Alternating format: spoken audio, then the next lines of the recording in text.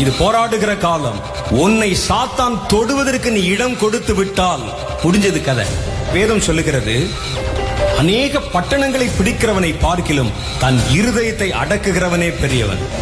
நீ ஒரு கிறிஸ்தவன், கிறிஸ்துவை ஏற்றுக்கொண்டவன், ரட்சிக்கப்பட்டவன், அபிஷேகம் பெற்றவன். அதெல்லாம் அப்புறம். எல்லாவற்றுக்கும் மேல உனக்கு ஒரு தகுதி இருக்கிறது. நீ ஒரு கடைசி கால தலைமுறை.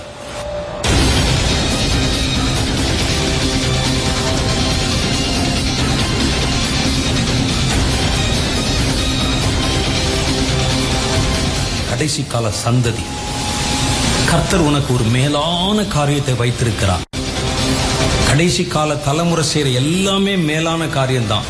எது ஒண்ணும் மட்டம் கிடையாது. மேலானதை நீங்க சிந்திக்கும்படி அழைக்கப்பட்டிருக்கிறீங்க. கீழான, தேவையற்ற, குப்பையான விஷயங்கள் பின்னால் ஓடுறதுக்கு இல்ல. சும்மா இன்டர்நெட்ல உட்கார்ந்து தேடிட்டு இருக்கிறதுக்கு இல்ல. பேஸ்புக்ல போய் நேரம் செலவழிப்பதற்கு அல்ல. நீ பரலோகத்தை பார்க்கறதுக்கு தான் கர்த்தர் உனக்கு கண். பெரிய காரியத்தை பார்க்க. சும்மா செல்போன்ல 24 மணி நேரம் உட்கார்ந்து கொண்டு வேடிக்கை பார்ப்பதற்கு அல்ல.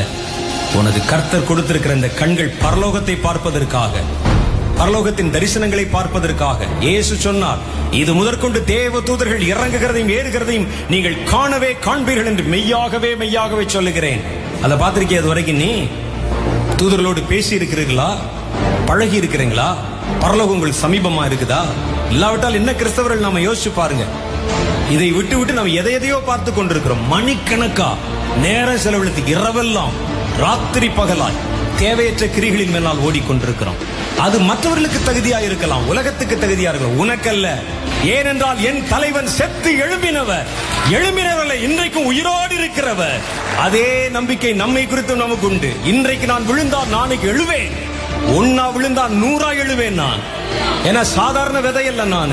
எனக்குள்ள இருக்கிற கிறிஸ்துவனுடைய வித்து. இது 30 அல்ல, 60 அல்ல, 100க்கு 100க்கு சொந்தமானது. எழும்பு, எழும்பு சீயோனே, உன் வல்லமையை தரித்துக்கொள். போ உன் பலத்தோடே. உன்னை அனுப்புகிற கர்த்தர் உன்னோடே கூட வருகிறார்.